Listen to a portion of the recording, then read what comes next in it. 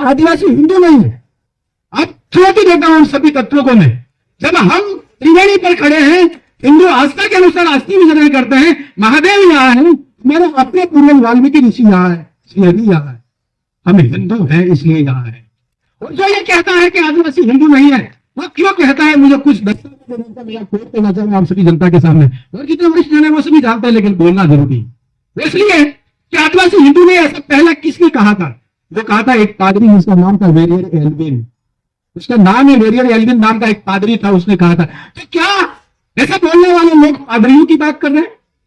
ऐसा बोलने वाले लोग चर्च की बात कर रहे हैं? आदिवासी धर्म कोड की बात कर रहे हैं कुछ लोग? वो कहां से लाए? तो पता चलता है एक कागज हाथ लगा है, वो रांची है, झारखंड की राजधानी, वहां का एक चर्च है, द कैथोलिक चर्च है। द कैथोलिक चर्च ने लिखा पहली बार धर्म कोड चाहिए, और धर्म कोड की मांग पहले चर्च ने की, और वो चर्च ये सारी बातें की। इस बात को चर्च की बात झारखंड की बात लाके बैनर में डाल दी और हमारे आगे में डाल दी, और ये कहा आदिवासी हिंदू ने चर्च कोड चाहिए। अरे महाराज, चर्च की बातें क्यों करते हो? एक पादरी की बात क्यों करते हो? हमें बात करनी चाहिए वाल्मीकि ऋषि की, जो ये कहते हैं कि धरती हमारी माता है। इसकी पूजा यदि हम करते हैं तो प्रभु श्री राम कहते हैं कि धरती और ये धरती माता और हमारी माता, ये दोनों स्वर्ग से भी महान है। हमारी प्रेरणा ये है, हमारी प्रेरणा आदिदेव की है, जो कहता है कि नव क्रांति होनी चाहिए, नव भक्ति होनी चाहिए, संतों के साथ में बैठना, अच्छी बात करना है और विकास की बात करना है। इस बात को कौन कर रहा है? इस बात को करने वाला एक ही विचार है। वो विचार है, अलग अलग कालखंड में राजनीतिक क्षेत्र में बहुत सारे लोग आए, लेकिन कुछ लोगों का मैं नाम लेना चाहता हूं जिन्होंने आदिवासी के लिए कुछ किया, हमारे लिए कुछ किया, बेनसर धर्म के लिए कुछ किया, हमारी संस्कृति के लिए कुछ किया।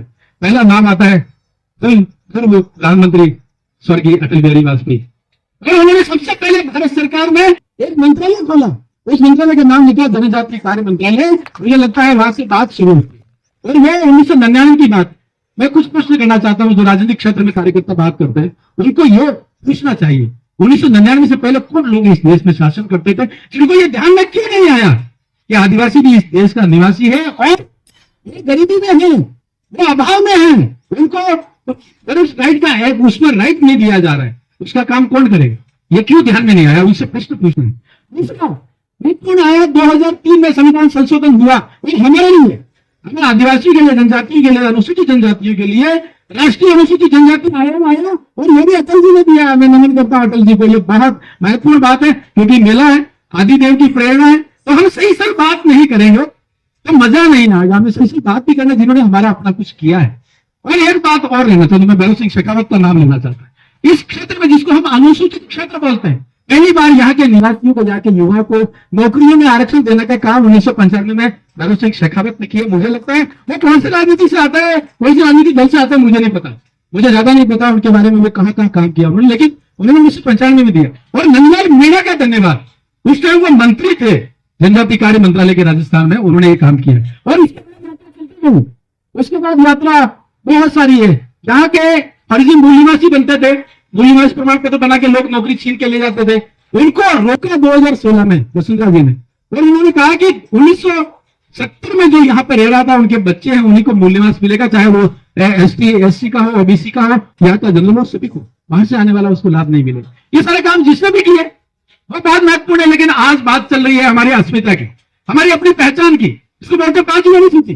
5वीं अनुसूची को 1999 में जब लागू किया, जब बहुत बड़ा एक निर्णय हुआ, दिलीप सिंह भुरिया भारतीय जनता पार्टी से आते थे, लेकिन उन्होंने लागू किया। उन्होंने कहा कि यहाँ का निवासी को, चाहे प्रधान हो, चाहे सरपंच हो, चाहे जिला प्रमुख हो, वो आदिवासियों के लिए सीट आरक्षित होगी। मुझे लगता है यह भी अपने आप में बहुत बड़ी बात हुई, और यह भी बात जो दिलीप सिंह भुरिया ने किया, जो भारतीय जनता पार्टी से आते थे, और ये बात बहुत तेजी से आगे बढ़ी है।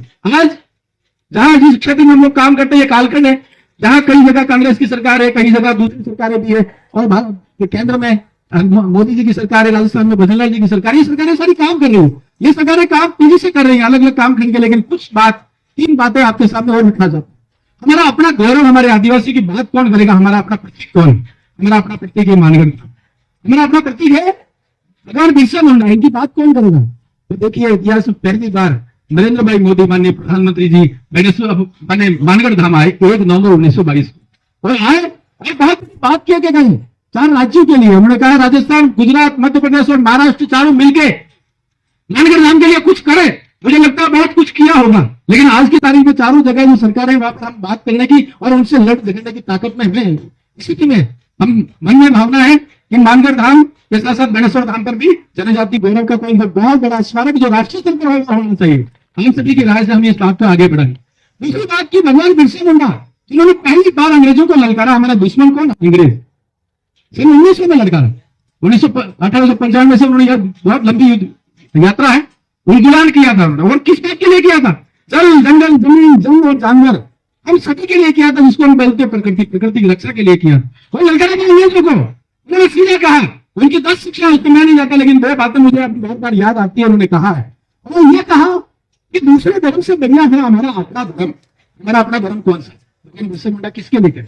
इस बात के लिए कह रहे थे कि महादेव का जो धर्म है वो हमारा अपना धर्म। मुझे ये लगता है वाल्मीकि ऋषि के जो विचार है, जो उनका पंथ है, उनकी प्रक्रिया है, उन्होंने जो सीखा है, उनकी शिक्षा है, वो हमारा अपना धर्म है। भगवान बिरसा मुंडा ये करे।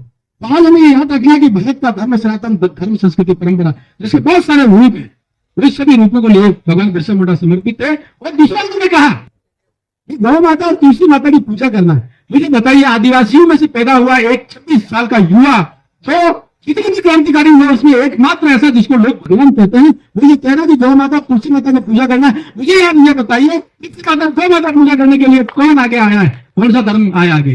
वो सनातन धर्म है, हिंदू धर्म। इसका मतलब भगवान बिरसा मुंडा हिंदुओं के देवता है और उन्होंने ललकारा है। मुझे इतना बहुत कहना है, बहुत सारी चीजें, लेकिन नरेंद्र भाई मोदी जी ने एक बहुत अच्छा काम किया। आदिवासियों का प्रतीक भगवान बिरसा मुंडा जी के जन्मदिन 15 नवंबर को राष्ट्रीय जनजाति गौरव दिवस घोषित किया और ये पूरा वर्ष इसके लिए चल रहा है। राष्ट्रीय 10 संग्रहालय भी बना है। मुझे लगता है राजस्थान की इस बहुत